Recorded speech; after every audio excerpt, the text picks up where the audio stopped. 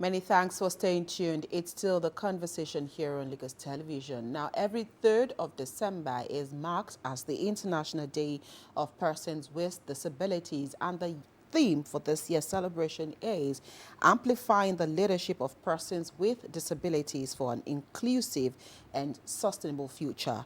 It underscores the critical need to empower people with disabilities, enabling them to take on leadership roles in the health sector and beyond. And we have a guest in the house this morning whom together we'll be taking a look at this very important topic at such a time. Mr. Yinka Olaito is the Executive Director, Center for Disability and Inclusion in Africa. Thank you, Mr. Olaito, for being on the program. Good morning. And this thank you morning. for the opportunity. Right, so taking a look at this theme for this year's celebration, would you agree with the fact that people with disabilities, all forms of disabilities, are being deliberately left out from leadership positions, or is it just an oversight from employers of labor? No, it's not an oversight. And maybe we should start with, when you look at the figures, the statistics is not smiling. And this is global, it's not just Nigeria issue alone. The recent report on United Nations on Disability and Development 2024 did say that while we have made marginal, look at that word, marginal increase in the area of creating more laws and monitoring and signing bilateral treaties on persons with disability and all of that. But in the area of implementations of those laws, we are still behind. Let us not also forget that we are 6 years away from SDG 2030. Let us not also forget that we are 6 years after the enactment of discrimination against persons with disability in Nigeria. With all these laws, one expects that we should have moved faster. In fact, the Disability and Development Report of UND said that in most times we have missed 30% of increasing the values of persons with disability, and in 14 times we are not even closer to where we're going. At all. At all. And now, so the injustice within the ecosystem is too much. For an average person with disability, we know the injustice is there. But for every person without disability, the injustice is right. But when you go to the ecosystem of person with disability, if you really care about them, you wanted to weep, because we cannot undermine the fact that, and coming back to the theme of this year, which really excites me, we cannot undermine the fact that before now, we already have, what we see is a social model. There are several models by which you look at disability. You can look at it from human rights angle, which is the best that we advocate for, because they're also human beings. Right. But we often look at them from the side of sympathy and social and pity. And because this has continued for years, because of myths, because of beliefs, an average person with disability is not seen as human being. Right.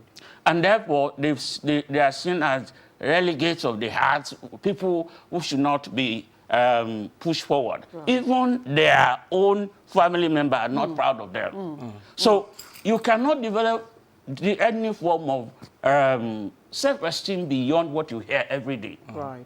Now, as a person with disability, you have a compounded problem, because society look at you somehow. Like you're nobody. Like you're nobody. Coupled with your immediate family that should be to strengthen and energize you, they're not even proud of you. Right. They don't want to bring you outside. So how do you now navigate that environment where you are not even brought out, you are not even empowered? What you hear about is, I don't even know why I give back to you.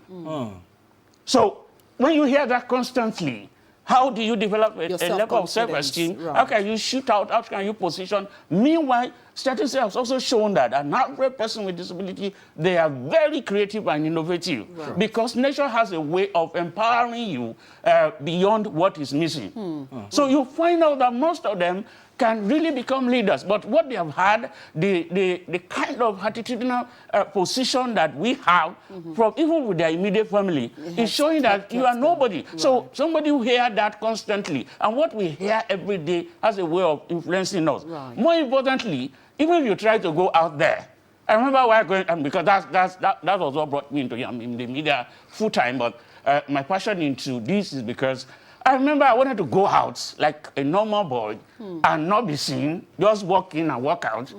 You find people staring. Right. You find people looking at you as And if you're different. Right. So when you see that constantly, if you're not very careful and you do not develop yourself personally, it is difficult for you to take any leadership position. Right. And this is prevalent in our work with a person with disability across the grassroots. Right. We've seen that they have this position of a beggar, majority of them. And I would not blame them, because what they have had over the years shows that you are not nobody. Right. Their family say they are nobody. So this team is really out, and I'm hoping that we will do the right thing. I'm hoping that because within the ecosystem, we have three primary stakeholders. We have the impaired person, which is those who are really have disability. We have the affected, those who are their family member, and those that surround them every day. And then we have people like us, the concerned, who are concerned about the plight of disability and are pushing for their right and everything. So I think that if we're going to build leadership in them, we need to start from their home. Okay.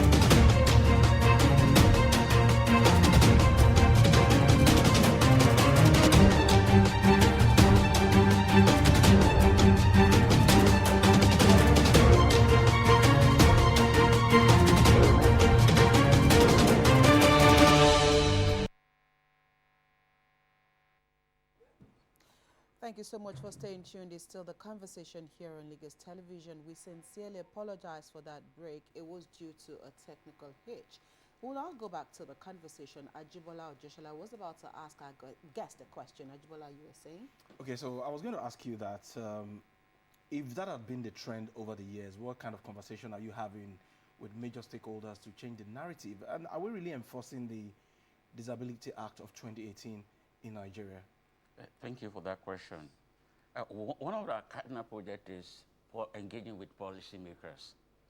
The Disability Act, if you look at it, and Nigeria had never, you and I know Nigeria had never fallen short of having good documents. That that act, if implemented, though has some weaknesses. For instance, we know that within the disability cluster, we have 6. We have the mobility, visual impaired, the little one that you call to have. We have hearing impaired, we have speech impaired, and we have intellectual disability. Right. And even within each cluster, there are still categories.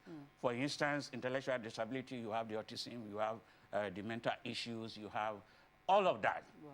What we have now, under every, for different article, we have article on health, we have article on education, we have article on transportation. We have always engaged with policy holders. We all know what happened within our airport system, where it is not accessible to most people. Number one, in terms of public building, which is one of the rules there, that by 2024, all public buildings and private buildings must be accessible to persons with disability. Check the Federal Secretariat, check our state secretariat. So if we say enforce, now they are bringing a law to say that a person with disability should be able to sue you if your building is not accessible. Right. Will I start with the federal government? Or will I go to Lagos State and start harassing them? So what we do is to engage, because the law says that after 5 years, and last year was 5 years, the deadline for that law, that's after 5 years, by 2024 we should start enforcing the law. There's also a clause in that law for persons with disability under the intellectual disability. Their health is not covered in the insurance at all. At all. And what we even have as health cover, they're supposed to enjoy free health. Lagos State is the only state that is even trying with the health insurance. But it is just 1 year that it will last them. After 1 year, you start paying. And even that 1 year, persons with intellectual disability are not even covered. Because if you have a mental issue, you are supposed to have a free medical care throughout until the time you... Who is taking care of person without disability, not to not talk of person without mental retardation. Okay, Yinka, one other key provision of this act is the requirement that says that public institutions should reserve at least 5% of their employment opportunities for people living with disabilities. That's employment? Yes. Now, see, you cannot talk of employment without empowerment. It is true that the law says 5%. Nobody is meeting it, I can tell you for sure, because we're always on the field. Nobody is meeting, because if it is 5%, if you have 500 workers, 5 of them should be persons with disability.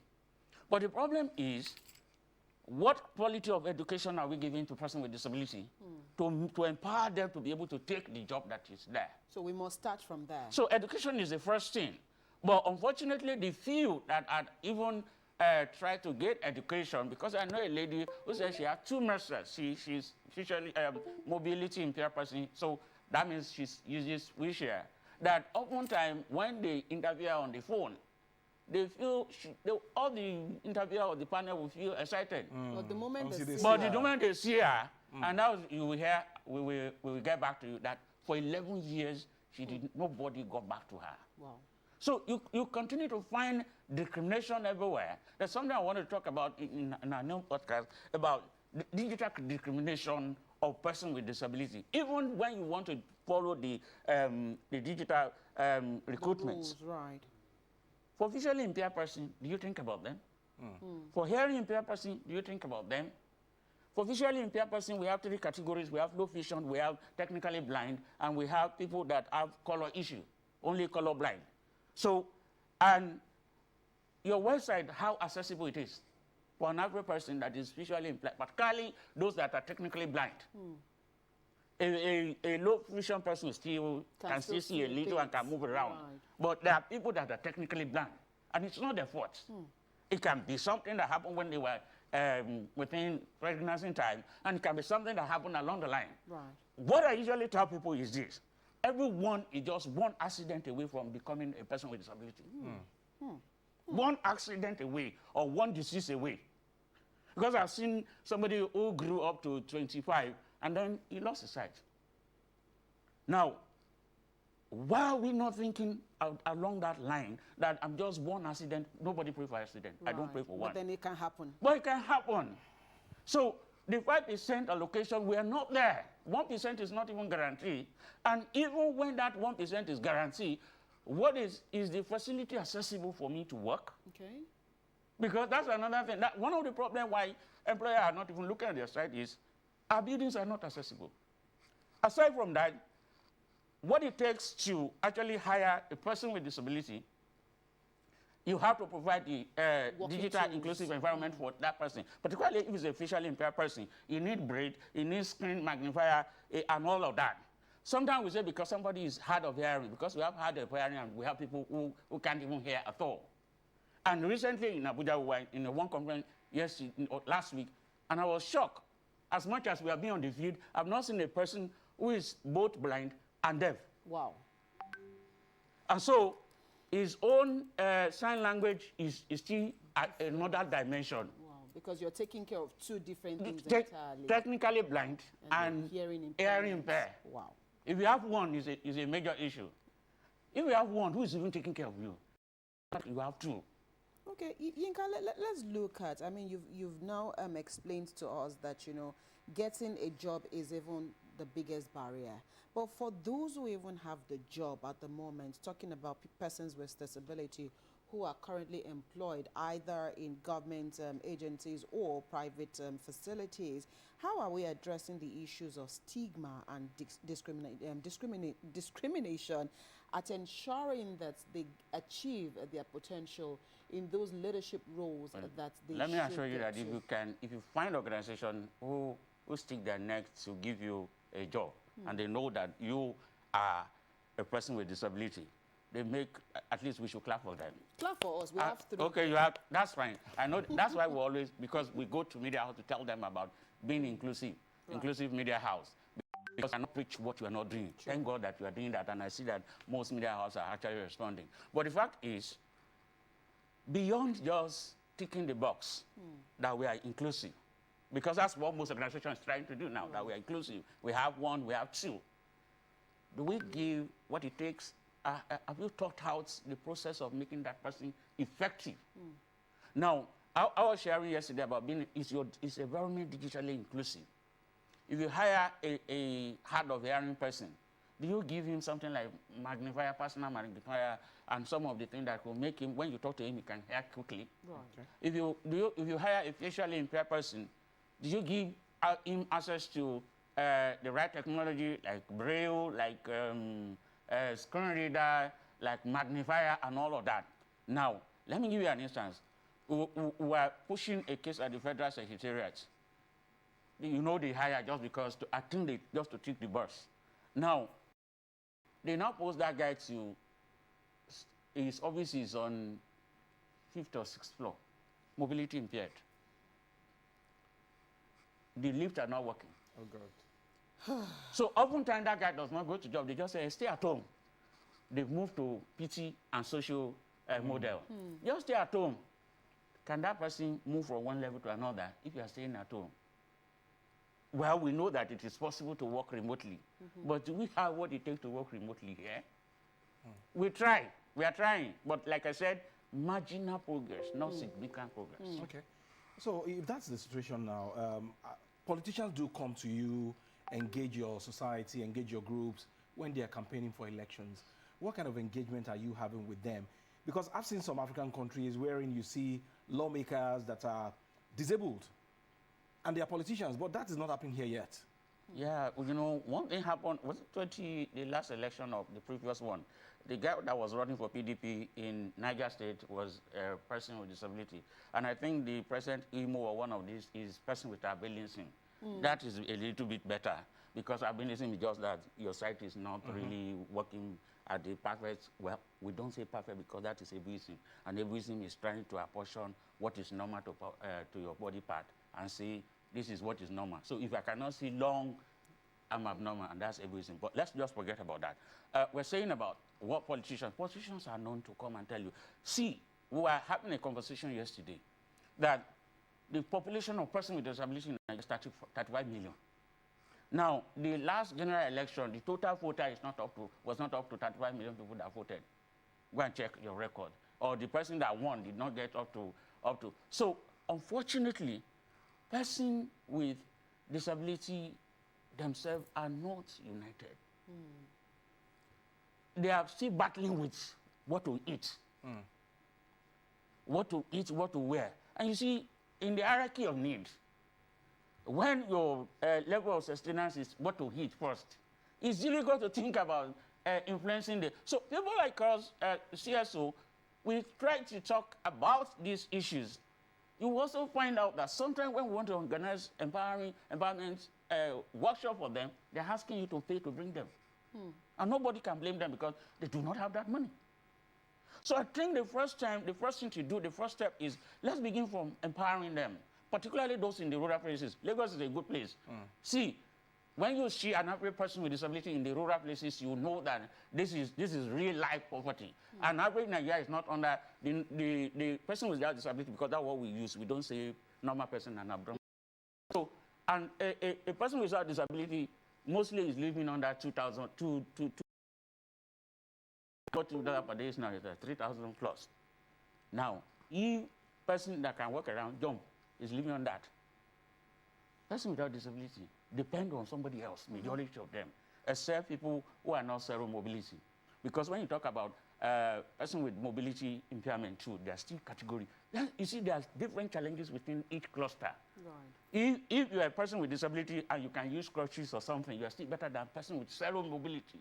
Zero mobility cannot even move at all. Right. But so when you look at all those things, going to school, educational facility, are they accessible? How close are they to where these people live? Right. Now, can they get quality one? Even a child without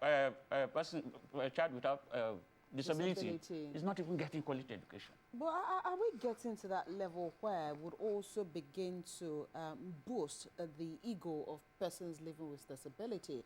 Because again, like you rightly pointed out at the beginning, that they themselves have low self-esteem because of the things that they hear constantly, because of the hostile environment. So how do we begin to appeal to the conscience of persons living with disability to ensure that at least first and foremost, they know their capacities.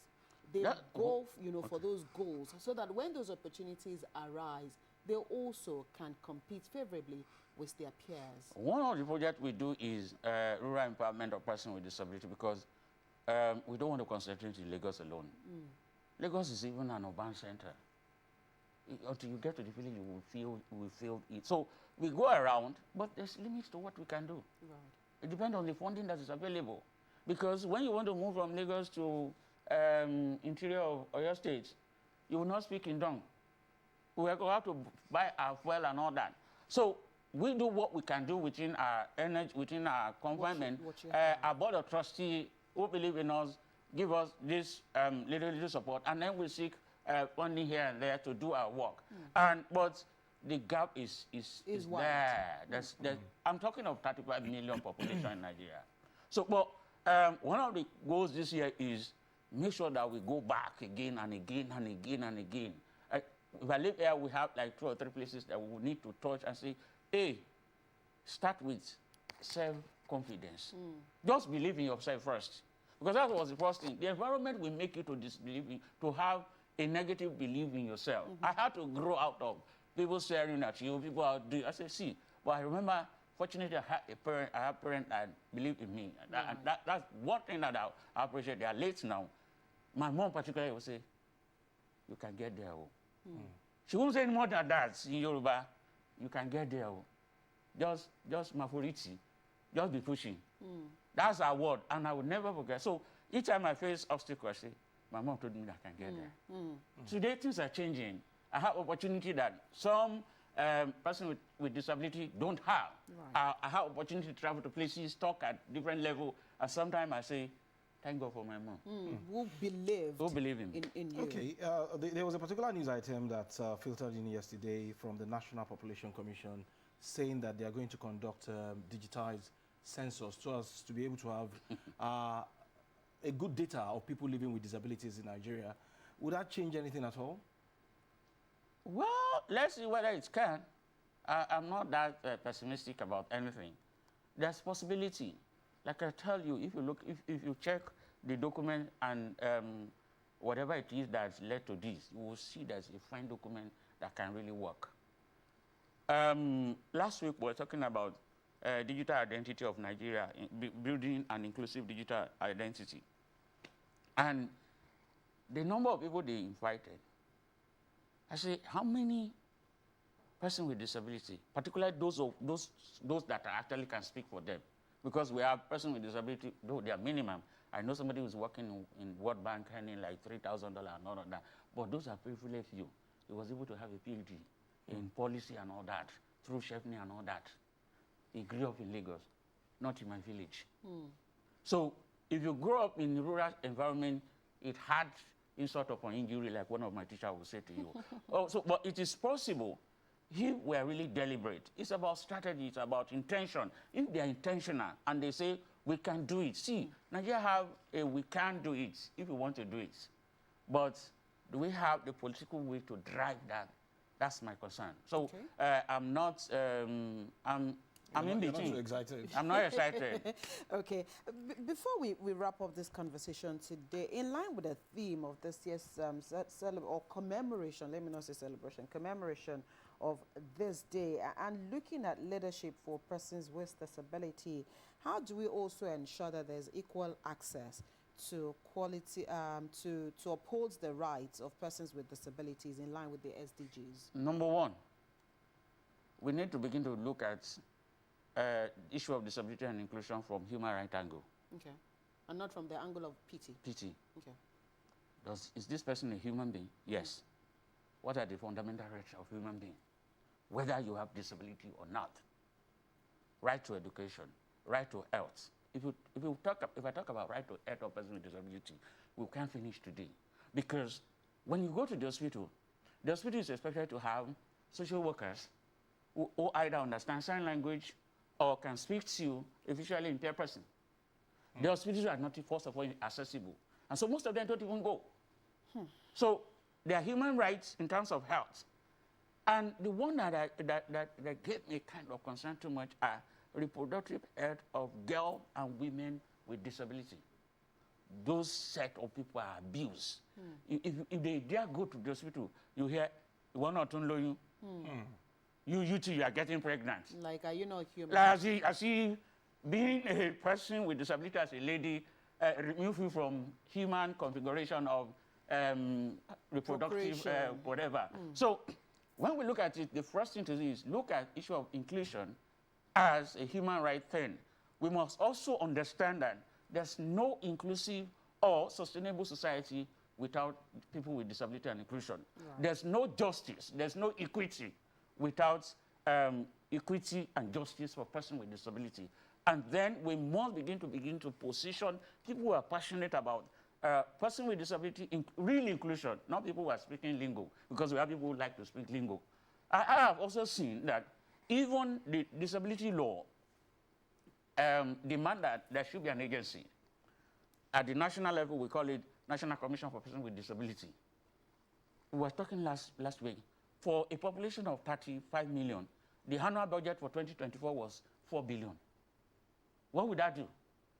And then, so how much investment, funding, and it doesn't have to be government alone. Development organization. These are some of the things that I have seen. If we're going to build, and we must start from maybe special school where they're still young. Okay. Because if we're going to change the future, we must begin to look at the younger generation.